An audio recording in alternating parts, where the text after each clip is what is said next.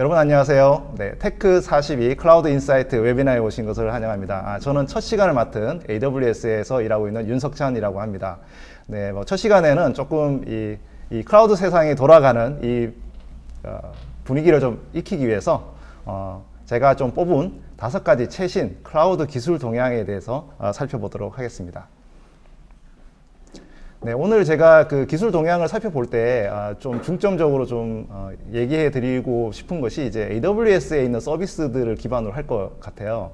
근데 이제 AWS라는 회사가 이 그 클라우드 시장에서 가장 좀 선도적인 역할을 하고 있고, 또 AWS가 서비스를 만들 때는 이 고객들의 그 피드백을 받아서 적어도 95% 이상의 서비스는 이제 고객들의 소리를 통해서 만들기 때문에 최신의 어떤 그 고객의 그 피드백들이 잘 반영된 제품들을 만들고 있거든요. 그래서 현재 한 200여 개 이상의 서비스가 제공이 되고 있고, 그래서 이 서비스들의 동향을 볼 때는 이 클라우드를 좀 제대로 파악하려면 AWS의 서비스를 살펴보면 좋을 것 같습니다. 그래서 이 그 서비스들을 주로 예를 들어서 살펴보도록 하겠습니다.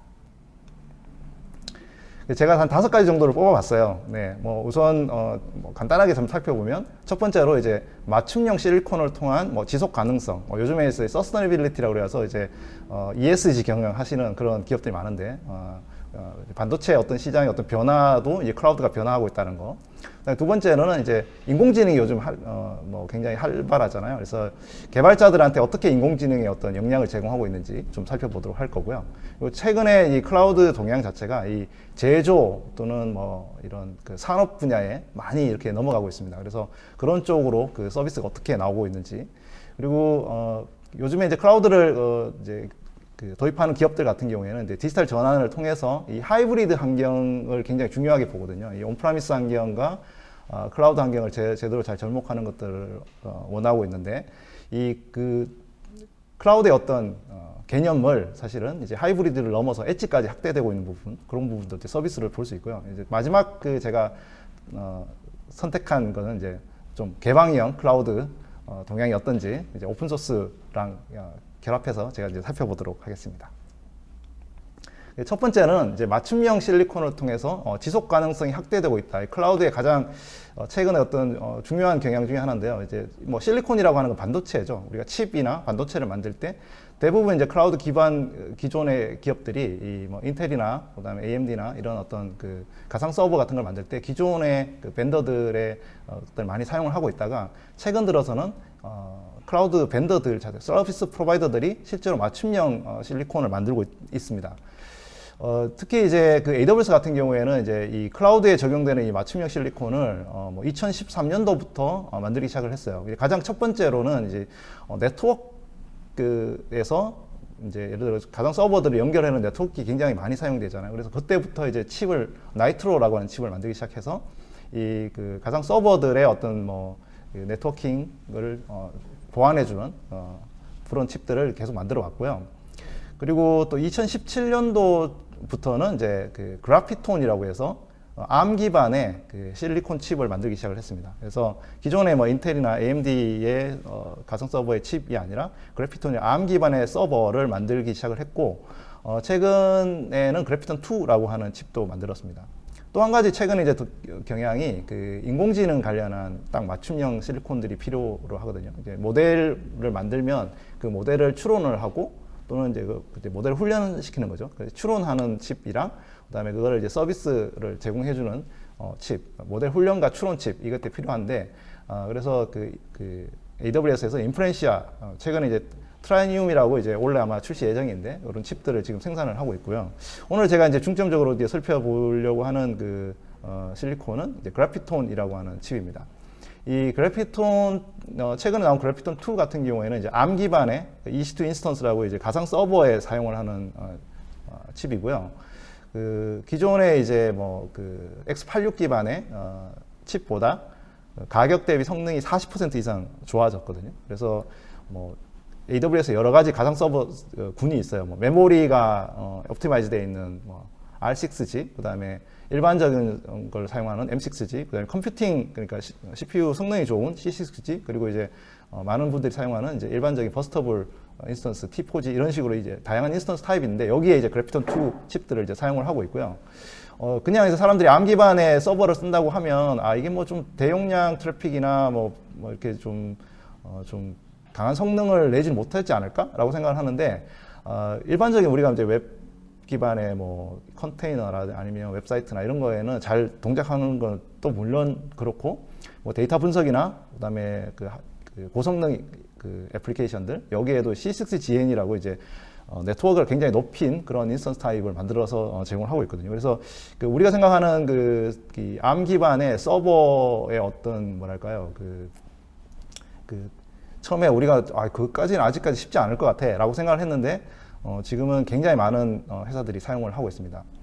예를 들어서 이제 이 ARM 기반의 EC2 인스턴스를 기존의 인스턴스 타입을 쓰던 회사들이 이렇게 써보니까, 기존 그 인스턴스 타입, 그러니까 이제 x86 기반 인스턴스 타입을 쓰다가 비용이 거의 뭐 40%, 50% 가까이 떨어진다 라고 이렇게 뭐 트윗에 올리시고 이렇게 그래프를 실제 보여주시는 분도 계시거든요. 그래서 일반적인 그냥 우리가 사용하는 IT 워크로드들은 그냥 ARM 기반의 이 그래피톤2 인스턴스를 사용하더라도 별 무리 없다라는 걸 우리가 알 수가 있고요. 뭐 비용도 굉장히 빨리 감소를 하고 있습니다. 네. 이제 기존에 아무래도 이제 그 x86 기반 뭐 칩보다는 AWS가 만드니까 더 싸게 제공을 할 수 있겠죠. 이제 또 한 가지 재밌는 건 뭐냐면, 이 ARM 기반의 그 서버들이 나와서 기존의 고객들이 많이 옮기는 것도 그렇지만은, 개발자들도 최근에 이제 뭐 애플 맥을 사용하시는 개발자들 분들이 많으신데, 그 맥 인스턴스라는 것을 저희가 출시를 했거든요. 그래서 아마 올해에 애플 M1 칩이죠. 그러니까 ARM 기반의 M1 칩이 포함되어 있는 EC2 맥 인스턴스도 출시를 할 예정입니다. 개발자들이 본인 데스크탑으로 이제 뭐 모바일 앱이라든지 맥OS 앱 같은 걸 만들고 난 다음에 그거를 이제 뭐 빌드를 하거나 배포를 하거나 할 때 요 인스턴스를 사용하면 그 개발 생산성이 굉장히 높아질 수 있습니다. 그래서 개발자들도 이제 최근에 ARM 기반의 개발 애플리케이션 하는 생태계가 촉진돼서 사실 서버랑 그다음에 데스크탑이 최근에 ARM 기반으로 많이 바뀌고 있다, 이렇게 볼 수가 있겠습니다.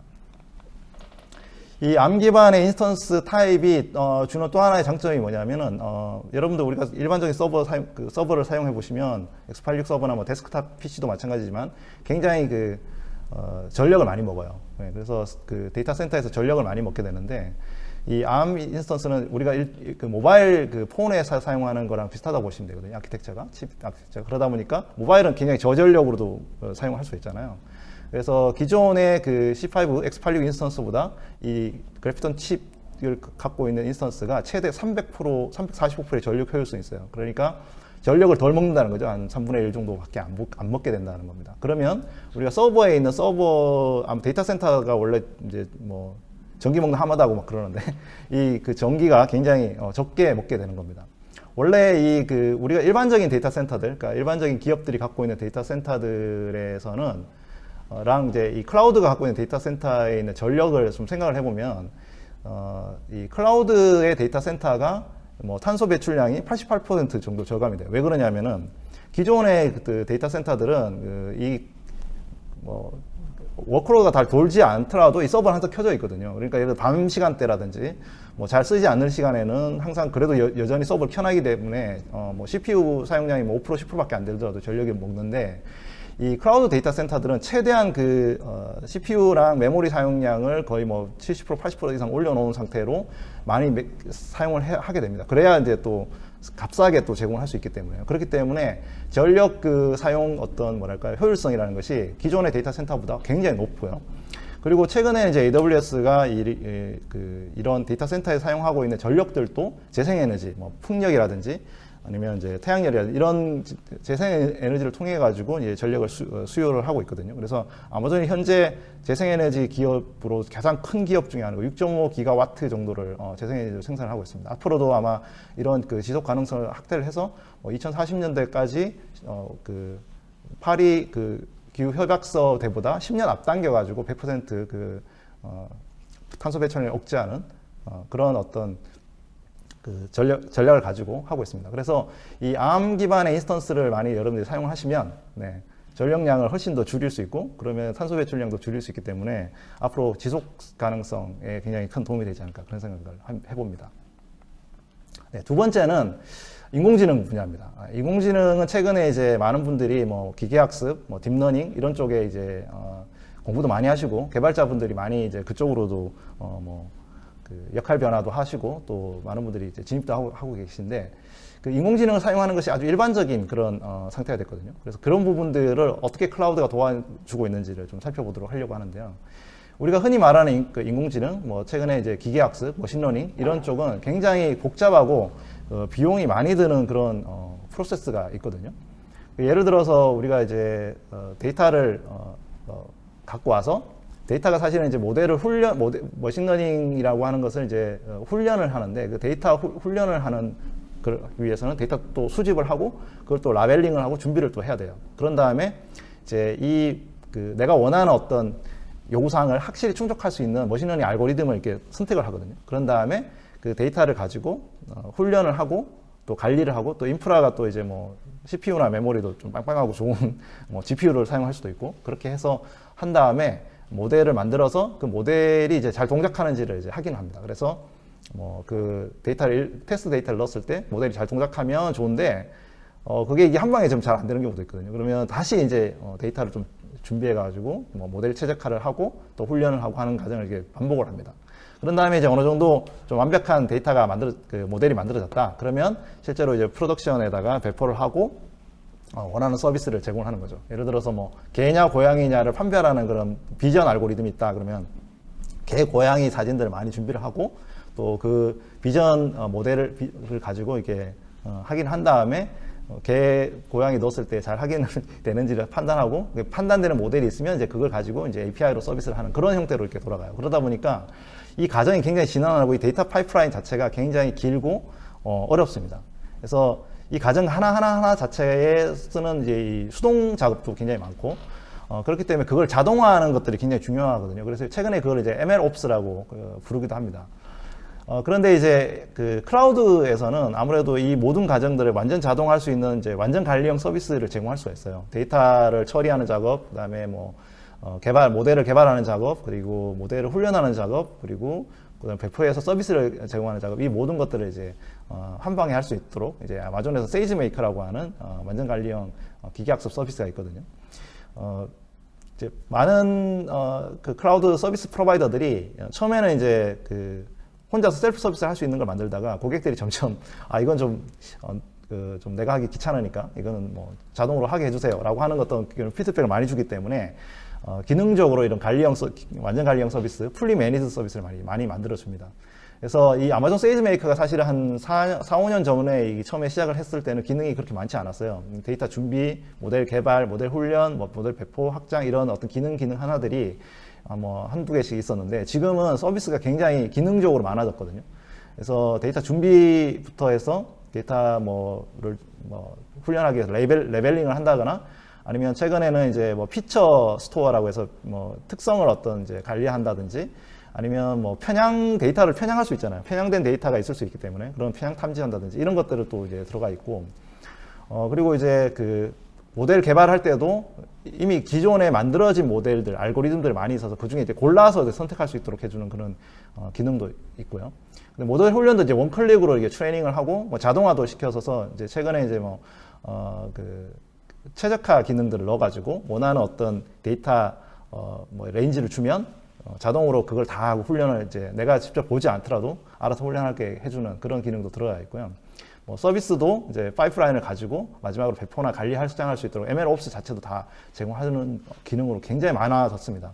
그래서 그 과거에는 그 데이터 사이언티스트들이 그 MLOps 전체를 하려면 클라우드 서버도 세팅을 하고 클라우드 서버도 세팅을 하고 이제 그거를 이제 운영하고 하는 것도 해줘야 되는데 지금은 이제 그 뒷단의 어떤 작업들을 생각하지 않고 바로 해볼 수가 있어요. 가장 그 좋은 것 중에 하나가 이제 이 아마존 세이지메이커 스튜디오라고 하는 통합 ML 개발 환경을 만들어줬다는 거거든요. 그래서 이 콘솔에서 이게 IDE로 이렇게 딱 뒷단에 어떤 일이 벌어지는지 잘 모르더라도 이런 이제 개발 환경을 가지고 이제 서비스를 받을 수 있는 거, 이게 이제 큰 장점이 되겠습니다.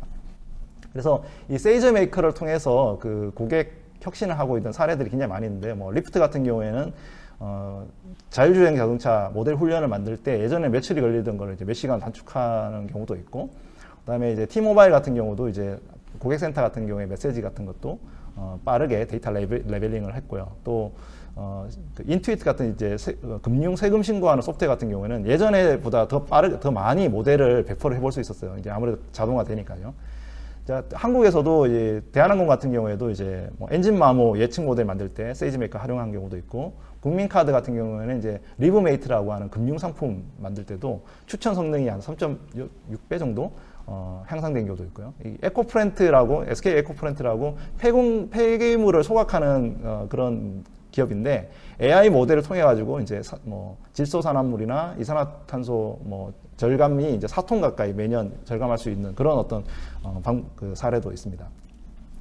근데 그 지금까지 제가 뭐 세이지메이커 같은 경우에는 데이터 사이언티스트들이 주로 사용하는 도구들인데, 그 일반 개발자들도 사실은 이 인공지능 기능들을 서비스 개발할 때도 사용할 수가 있습니다. 예를 들어서 아마존 오로라 ML이라고 하는 기능이 있는데, 이건 뭐냐면 데이터베이스예요. 그냥 간계형 DB, 그냥 우리가 MySQL이라든지 포스크리의 SQL에서 사용하는 그냥 DB인데, 이 DB의 SQL로 원하는 기능들을 추가할 수가 있습니다. 예를 들어 이거는 그 어떤 뭐 댓글이 왔을 때 댓글에 감성 분석을 하는 일종의 그 NLP 자연어 처리를 하는 기능 같은 것들을 그 사용할 때 이 SQL 문에다가 이 기능을 바로 사용을 하면 커멘트에 대해서 뭐 감성 데이터들을 바로 이렇게 뽑아내서 우리가 사용할 수가 있습니다. 이거는 우리가 개발자들이 이 감성 분석을 하는 뭐 모델을 만들거나 뭐 이런 거를 전혀 할 필요 없이 바로 이제 사용할 수 있는 장점이 있는 거죠. DB를 사용해서 SQL만 쓸 수 있으면 이런 식으로 사용할 수 있는 기능을 점점 이제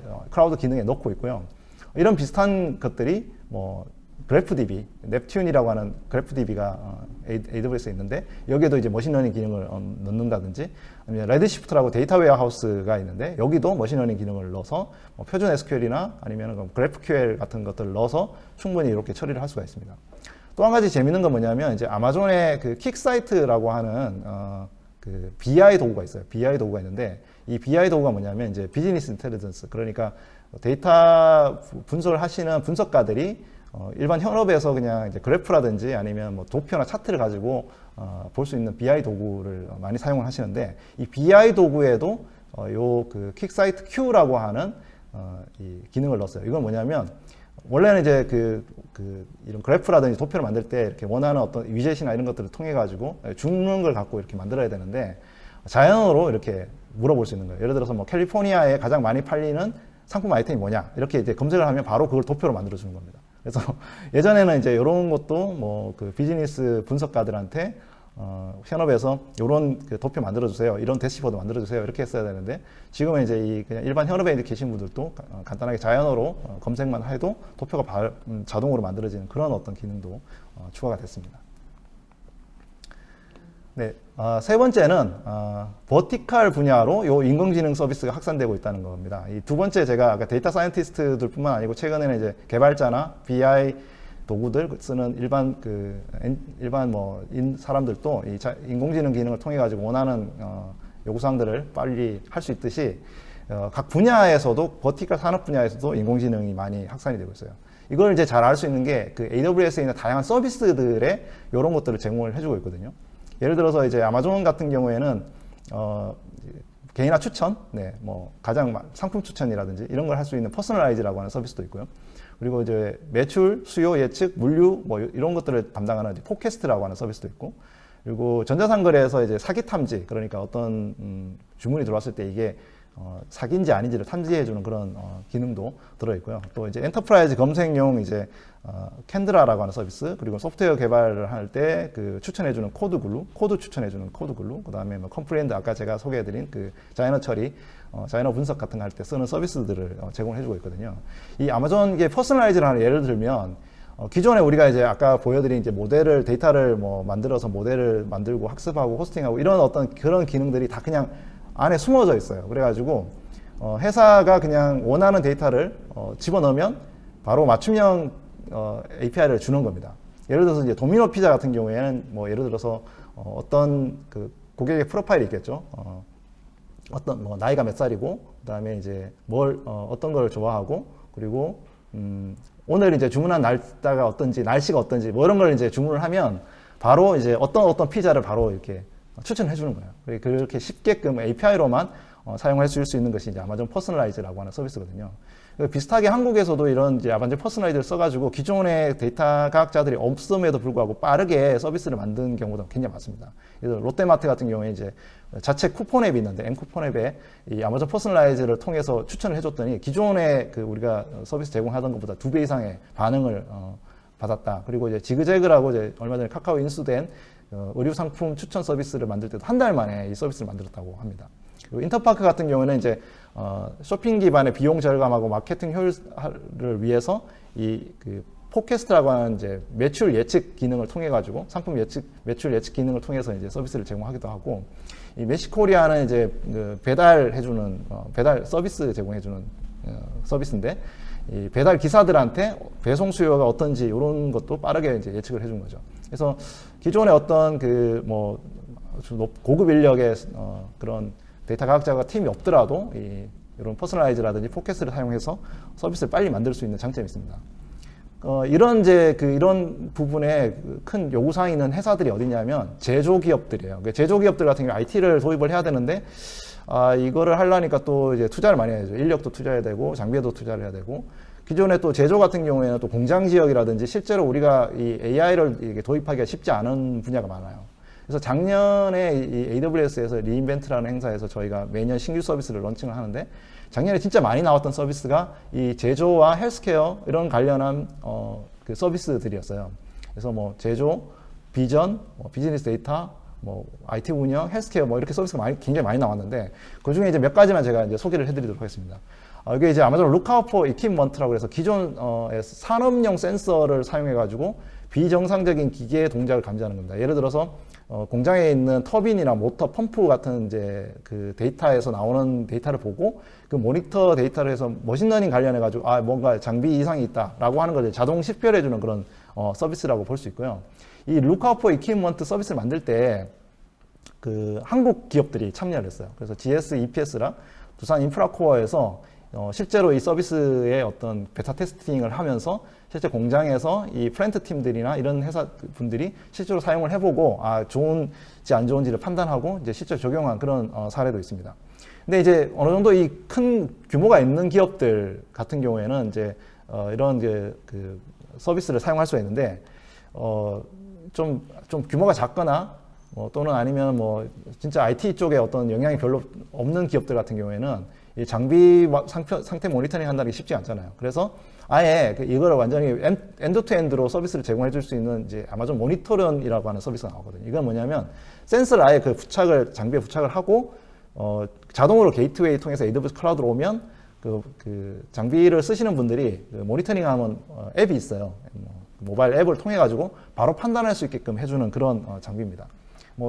이 아마존에서 이걸 이제 사용을 하고 있는데, 그 아마존닷컴에 가시면 약간 초콜릿, 노란 초콜릿 같은 요게 이제 센서들이에요. 센서들을 밑에 보시면 장비에 이 에폭시를 붙여갖고 이렇게 붙여놔요. 그러면 이 모터가 이렇게 돌아갈 때 돌아가는 그 진동이라든지 온도라든지 이런 거를 감지를 하는 겁니다. 그리고 이제 중간 크기 정도 된 사이즈에 있는 것들이 게이트웨이예요. 그래서 클라우드로 데이터를 받아가지고 게이트웨이가 돼서 전송을 해주는 거예요. 그럼 공장 지역에 있는 센서 데이터들을 저렇게 받아가지고 클라우드에 올리면 자동으로 그 머신러닝으로 모델을 추론을 해가지고 모바일 앱으로 장비에 약간 이상이 있다, 이상치 데이터가 감지됐다, 이런 것들이 보여주는 그런 기능입니다. 그래서 이 장비만 구입을 하고 그 앱만 설치하면 클라우드에서 돌아가는 바로 그 기능을 통해 가지고 모니터링 기능을 통해서 이제 사용할 수 있는 그런 장점이 있는 거죠. 또 한 가지는 이제 공장에서 사용하는 이제 기능 중에 그 루크아웃 포 비전이라는 것들이 있는데, 공장에서 보면 이게 물건이 찍힐 때 이게 불량품인지 아닌지를 감지하기가 어렵잖아요. 사람들이 다 손으로 하기가. 그래서 그걸 사진을 다 찍어서 여기에 이게 장비의 어떤 결함이라든지 이런 것들을 이제 머신러닝으로 탐지를 하는 거죠. 그러려면 이제 데이터가 굉장히 많아야 될 것처럼 보이잖아요. 근데 이제 그게 그렇지 않고 한 30개 정도의 그 이미지만 갖고도 모델을 만들 수가 있어요. 그래서 불량품, 그 다음에 정상품 이런 거 한 30개, 60개 정도의 이미지를 넣으면 모델 학습을 하고, 그 다음에 이제 데이터를 넣었을 때 바로 얘는 불량이다, 아니다를 이제 판단해주는 그런 종류의 서비스라고 보시면 되겠습니다. 그리고 이제 실제로 이 장비를 실제 현장에 투입을 할 때도 아까 모니터링처럼 또 그 현장에 또 장비들을 이렇게 CCTV라든지 이런 것들 데이터를 이렇게 처리하기가 쉽지 않아서 이 AWS 파노라마 어플라이언스라고 하는 장비들을 사용을 하고 있습니다. 그래서 이것들을 쓰시면 기존의 공장 지역에 바로 설치를 해가지고 CCTV 데이터나 이런 것들을 바로 들어와서 이제 AWS에 데이터를 보내주고, 그래서 이제 아까 그 루크아웃 비전이라고 하는 기능을 통해 가지고 바로 이제 활용할 수 있는 그런 장점도 있는 거죠. 이제 네 번째는 이제 하이브리드 환경의 엣지 기반으로 데이터가 이제 확대되고 있다라는 거거든요. 기존에 우리가 이제 하이브리드라고 하면 데이터 센터와 그다음에 그 기존에 우리가 데이터 센터와 클라우드 요 사이를 연결해 주는 것만 이제 하이브리드라고 했는데요.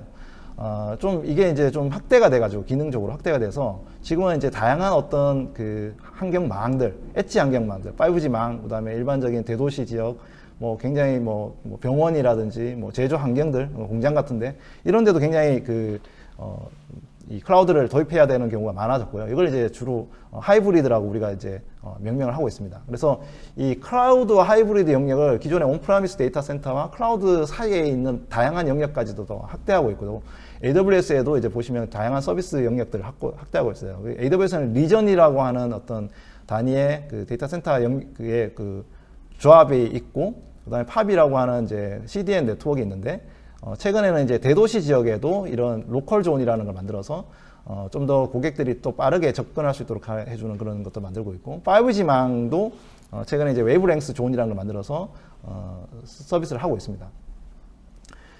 그래서 이것들을 좀 더 이렇게 더 많이 서비스를 확대를 해가지고 우리가 사용을 할 수가 있거든요. 그 중에 이제 대표적으로 우리가 이제 이 아웃포스트라고 하는 게 있는데, 이 아웃포스트라는 게 뭐냐면, 고객의 데이터 센터에다가 AWS의 이제 클라우드 망을 바로 갖다 놓는 거예요. 그래가지고, 실제로 이제 그 클라우드 서비스를, AWS 데이터 센터가 아니라 고객의 데이터 센터에서 서비스를 할 수 있도록 해주는 거고요. 최근에는 이제 이 렉에 들어있는 장비들의 사이즈도 작게 만들어서 아마 원래 출시가 될 텐데, 뭐, 1U 또는 3U의 서버들을 실제로 이제 고객들의 아주 뭐 소매점이라든지 제조 업체라든지 아니면 뭐 병원이라든지 이런 데서 사용할 수 있도록 이 아웃포스트 사이즈도 이렇게 줄여들고 있는 그런 상태입니다. 이 5G망도 최근에 웨이브랭스라고 하는 서비스가 있어서 5G망 단말기 사용자들한테 좀 더 빠르게 접근할 수 있도록 해주는 그 서비스를 하고 있고요. 한국에서도 이제 SK텔레콤 망을 통해 가지고 웨이브랭스 서비스를 하고 있거든요. 그래서 기존의 이제 모바일 망의 어떤 굉장히 빠른 속도를 우리가 사용할 수 있도록 그렇게 해주는 서비스도 이제 엣지에서 제공을 하고 있는 상태입니다. 그래서 기존에 우리가 이제 클라우드하고 하이브리드 영역을 굉장히 재정리를 하고 있어서 이 노란색으로 제가 지금 마킹을 하고 있는 이 서비스들이 새로 나오는 그런 엣지 기반의 서비스들이에요. 그리고 조금 제가 이제 하나 더 소개해드리고 싶은 게 뭐냐면, 이 온프라미스 데이터 센터에서 아마존에서 컨테이너를 서비스를 하는 것이 아마존 ECS나 EKS가 있는데, 이 ECS, EKS 서비스들도 이 온프라미스에서 서비스할 수 있도록 해주는 것들을 이제 제공을 해주고 있습니다. 그래서 이제 ECS, EKS Anywhere라고 하는 서비스고요. 이걸 사용을 하면 이제 컨테이너 서비스를 우리가 ECS, EKS를 이제 클라우드에서만 돌아가는 게 아니라 AWS 클라우드뿐만 아니라 온프라미스 환경에서도 돌릴 수 있고, 똑같은 어떤 사용자 경험을 통해 가지고 콘솔도 갖고 그렇게 해가지고 관리를 할 수 있는 그런 서비스도 제공을 하고 있습니다. 이제 마지막으로 제가 이제 조금 관심이 있는 분야이기도 하고 해서 선택을 하는 건데요. 개방형 클라우드를 위한 오픈소스 지원입니다. 최근에 클라우드 환경에서 이 오픈소스의 어떤 역할이 굉장히 중요해졌거든요. 그래서 아마존 같은 경우도 굉장히 많은 오픈소스 프로젝트에 공헌을 하고 있어요. 왜냐하면 AWS가 이제 이 매니지드 서비스라고 해서 뭐 데이터베이스라든지 아니면 일반적인 분석이라든지 이런 서비스들을 클라우드 서비스로 제공을 하고 있잖아요. 그러려면 서비스를 이렇게 활용하는 것뿐만 아니라 제공도 해야 됩니다. 그래서 아마존 EMR을 제공하기 위해서는 하둡이라고 하는 프로젝트를 쓰고 있고, 아마존 RDS라는 서비스를 하려면 MySQL 같은 걸 사용하고 있는데, 이런 것들을 사용하기 위한 어떤 그걸 위해서 업스트림으로 최대에 많이 하고 있고, 제가 아까 말씀드린 EKS 같은 경우도 쿠버네티스 같은 경우도 많이 저희가 하고 있습니다. 뿐만 아니고 이제 최근에 오픈소스 재단하고 커뮤니티 활동도 굉장히 많이 하고 있어요. 특히 이제 클라우드 네이티브 컴퓨팅 파운데이션이라고 해서 CNCF에도 저희가 굉장히 많이 참여를 하고 있고, 몇 개의 프로젝트는 저희가 직접 리딩하고 있는 그런 프로젝트도 있습니다. 그래서 아마존에서 직접 지원하고 있는 오픈소스 프로젝트가 굉장히 많이 있는데요. 버틀로켓 같은 컨테이너 호스팅, 파이어크래커, FreeRTOS, 앰플리파이, 그다음에 MXNet 이런 것들도 제공하고 있어요. 1,200개가 넘는 오픈소스 프로젝트가 이제 GitHub에 있으니까 여러분들도 한번 관심 있으시면 보시면 좋을 것 같고요. 그 중에서도 제가 이제 소개해드리고 싶은 것이 클라우드 네이티브 환경의 오픈소스가 굉장히 많이 늘어나고 있어요. 그래서 예를 들어서 버틀러켓 같은 경우에는 이제 컨테이너를 돌릴 때 사용하고 있는 거거든요. 그래서 뭐 아마존 ECS, EKS 서비스를 돌릴 때 쓰는 이제 운영 체제입니다. 그래서 이거 이제 오픈 소스화 되어 있고요. 또 서버리스, 그러니까 뭐 고객들이 봤을 때 서버가 없는 것처럼 보이지만 실제로는 서버가 동작하는, 그렇지만 그것들을 제대로 돌리기 위한 이제 마이크로 버추얼 머신용 OS가 가상화 소프트웨어가 있는데, 이것도 이제 그 파이어크래커라고 AWS가 만들어서 제공을 하고 있고, 이게 이제 AWS 람다 서비스를 만들 때 쓰는 거거든요. 근데 최근에 이제 이 파이어크래커 같은 경우는 AWS만 쓰는 게 아니라 뭐 애플릿이라든지 그다음에 뭐 오픈네블라나 위브엑스 같은 이런 회사들도 서버리스 기반의 가상화 그 서비스를, 그 사스 서비스 같은 거 만들 때 이 서비스를 활용을 많이 하고 있습니다. 최근에 이제 우리가 그 AWS가 직접 지원한 오픈 소스 프로젝트도 많이 추가가 됐거든요. 그래서 뭐 바벨 PC, 포스크레 SQL이라든지 아니면 아마존 매니지 서비스 그라파나, 프로메테우스, 갈리형 서비스 이런 것들도 다 오픈소스 프로젝트 지원하면서 신규로 많이 도입을 하고 있고요. 뿐만 아니라 요즘 이제 조금 많이 화두가 되고 있는 것 중에 하나가 AWS하고 오픈소스 기반 기업들의 협력 사례예요. 굉장히 많은 기업들이 이런 이제 협력을 하고 있는 중이고요. 특히 이제 여러 가지 방식으로 협력을 하고 있는데, 뭐 예를 들어서 몽고DB 같은 경우에는 이제 아파치 루신 프로젝트 같은 경우에는 이제 몽고DB도 그렇고 저희도 검색을 할 때 많이 사용을 하고 있기 때문에 개발 협력을 할 때 이제 사용하는 오픈 소스를 공동으로 협력하는 경우도 있고, 이제 아까 소개해드린 그 그래파나, 프로메테우스 이런 것들이 그래파나 랩이라고 하는 회사가 이제 만들고 있는데 매니지 서비스 같이 운영하는 경우도 있습니다. 그래서 기존의 어떤 기업들은 이 AWS랑 매니지 서비스 협력을 하면서 이렇게 운영을 해서 어떤 사용자도 늘리는 그런 어떤 그런 방식으로 협력을 하고 있기도 하고요. 또 RStudio라고 해서 이제 그 머신러닝 개발자들이 많이 사용하고 있는 이제 오픈 소스 툴 또는 이제 그 엔터프라이즈 툴이 있는데, 이것도 이제 저희가 매니지드 서비스로 유료 제품을 사용을 하고 있습니다. 그래서 세이지메이커 안에 원래 이제 주피터 노트북만 있었는데 RStudio라고 하는 거를 이제 라이센스를 통해 가지고 유료로 제공해주는 그런 이제 방식도 제공을 해드리고 있어요. 네. 지금까지 AWS 신규 서비스 살펴보는 5가지 클라우드 기술 동향에 대해서 살펴봤습니다.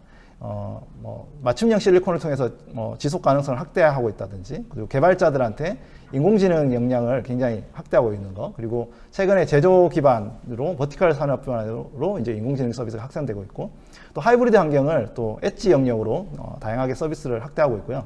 또 개방형 클라우드를 통한 오픈소스 지원도 늘어나고 있는 그런 5가지 정도를 살펴봤습니다. 네, 여러분들 어떻게 도움이 되셨는지 모르겠어요. 여러분들 클라우드 서비스를 기획하거나 디지털 전환을 할 때 이런 동향을 살펴보셔서 잘 좋은 어떤 선택을 하실 수 있도록 그렇게 도움이 됐으면 좋겠습니다.